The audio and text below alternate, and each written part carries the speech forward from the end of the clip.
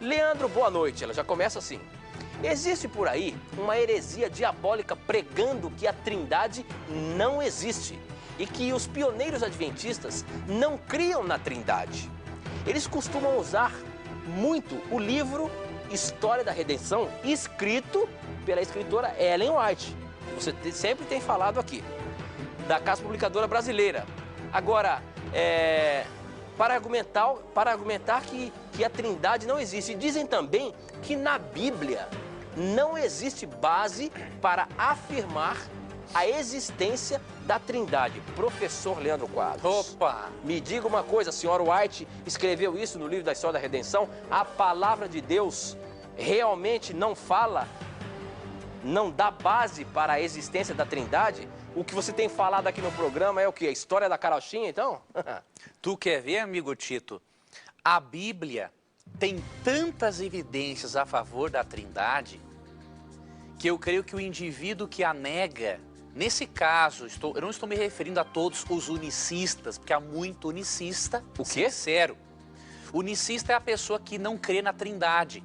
Unicista? Unicista. Só que são pessoas sinceras que estão em busca da verdade. Eu vou me dirigir diretamente a esse grupo dissidente aí que diz que os pioneiros adventistas não criam na Trindade. Essa gente não sabe o que está dizendo. Além de eles não entenderem de Bíblia, eles não entendem de história eclesiástica. Que isso, professor? Né? Você quer ver uma coisa? A Bíblia tem muitas evidências da existência da doutrina da Trindade. Né? Para citar alguns textos sobre o Espírito Santo, por exemplo, né? Atos capítulo 5, 13 e 4 afirma que o Espírito Santo é Deus. Mateus 12, 31 e 32 afirma, não é, que se pode blasfemar contra o Espírito Santo. Ora, blasfemar contra um poder impessoal, não existe isso. Né? Hebreus 10, 29 diz que o Espírito pode ser ofendido. E aí você vê características, outra característica divina, o Espírito Santo em Romanos 8, 27 tem uma mente distinta da mente de Deus Pai, de Deus Filho. 1 Coríntios 2, 10 e 11, né, ali menciona que o Espírito Santo conhece as profundezas do pensamento de Deus, ou seja, é onisciente. Lucas 1, 35 mostra o Espírito Santo envolvido na encarnação de Cristo. Apenas um ser divino, onipotente, poderia fazer Cristo encarnar no corpo de Maria. E aí você percebe textos que falam da pessoalidade do Espírito Santo. Por exemplo, Atos capítulo 13, verso 2, diz que o Espírito Santo fala. Atos 15, 28 diz que ele toma decisões.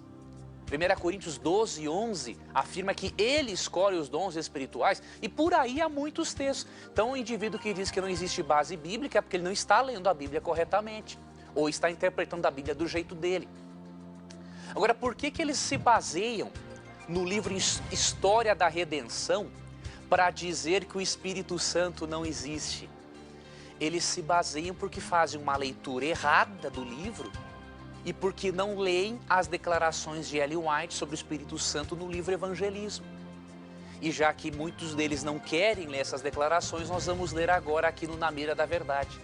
Eu vou pegar aqui o livro Evangelismo, a partir da página 613, vamos ver se Ellen White não acreditava no Espírito Santo, como dizem por aí. Quer ver uma coisa? Vamos ver aqui o livro Evangelismo, a partir da página 616. Preste muito atenção, telespectador, e veja se há desculpa para o indivíduo ser um dissidente, um herege. Olha o que diz aqui, página 616. Os eternos dignatários celestes, Deus, Cristo e o Espírito Santo, munindo-os aos discípulos de energia sobre-humana, avançariam com eles para a obra e convenceriam o mundo do pecado. Aqui ela menciona 3 dignatários celestes. Quantos? 3, né? Os eternos dignatários celestes.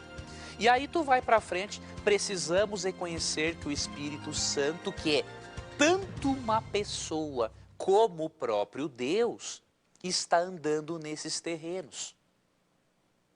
O Espírito Santo, página 617, tem personalidade, do contrário, não poderia testificar ao nosso espírito e com o nosso espírito que somos filhos de Deus.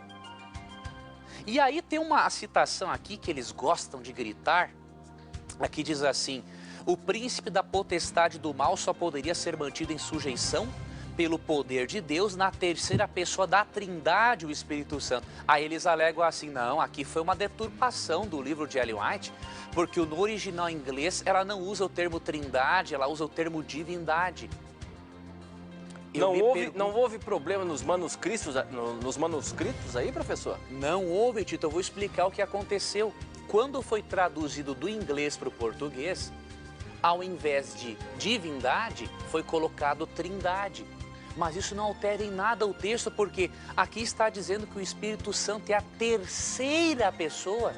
Não importa se ele é a terceira pessoa da divindade ou da trindade, é a terceira pessoa. Como é que o indivíduo não vê isso? Está cegado por um poder sobrenatural, não é?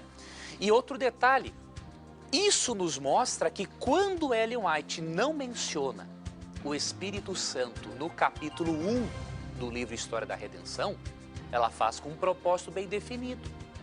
Ela menciona no capítulo 1 do História da Redenção que o problema do conflito entre o bem e o mal naquele contexto envolviam as pessoas do pai e do filho, porque Lúcifer sentiu inveja do filho e ficou com raiva de Deus, o pai, por chamá-lo para criar o mundo.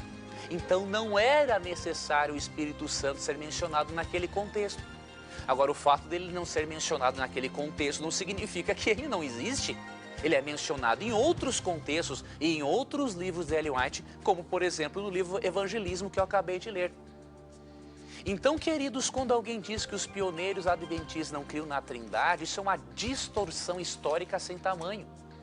Alguns pioneiros não criam na Trindade, outros criam. Por quê? Porque são pessoas que vieram de várias confissões religiosas. Depois que a igreja foi amadurecendo o assunto, oficialmente a igreja tomou uma posição a favor da Trindade. Mas oficialmente, nunca a nossa igreja negou a Trindade. Então há uns desinformados por aí, há umas pessoas que mudam as coisas, distorcem os fatos e, portanto, não acredite nisso. Não perca o seu tempo com esse tipo de heresia e estude aquilo que é importante para a sua salvação e para a sua vida eterna.